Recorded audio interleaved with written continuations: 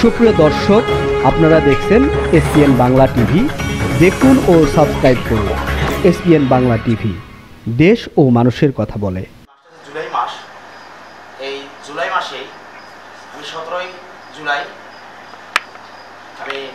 Police আমাকে গ্রেপ্তার করে, অর্থাৎ যেদিন আবু সাইদ যেদিন রংপুরে মারা যায়। তো 22 তারিখে আমার রিমান্ড শুনানি দেওয়া হয় এবং 29 তারিখ 5 দিন রিমান্ড মঞ্জুর করে রাষ্ট্রপক্ষ। রাজনৈতিক যে মামলাগুলো রয়েছে, এই মামলাগুলোর মধ্যে অধিকাংশ আমি শুনেছি কিছু লোকের কাছে যে রিমান্ড চলাকালীন তাকে জেল গেটে জিজ্ঞেস করা হয়, কিন্তু গত জুলাই যে রিমান্ড মঞ্জুর করেছিল এতটা টর্চার করেছে যেটা ভাষায় বর্ণনা করা যাচ্ছে না।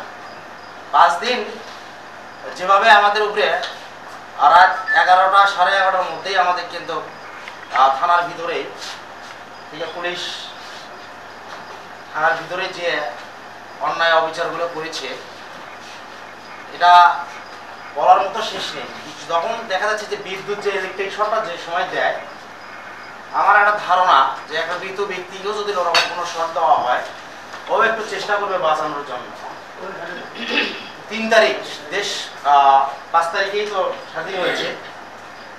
3 তারিখ মানে আমাদের শরীরে বডি ফিটনেস, আমাদের যখন হাসপাতালে নেওয়া হয় চিকিৎসার জন্য, সেখানে আমাদের যে শরীরে এতটা নার্ভাস, তারপরও তারা দেখাচ্ছে যে আমাদের বডি ফিটনেসটা ঠিক রয়েছে।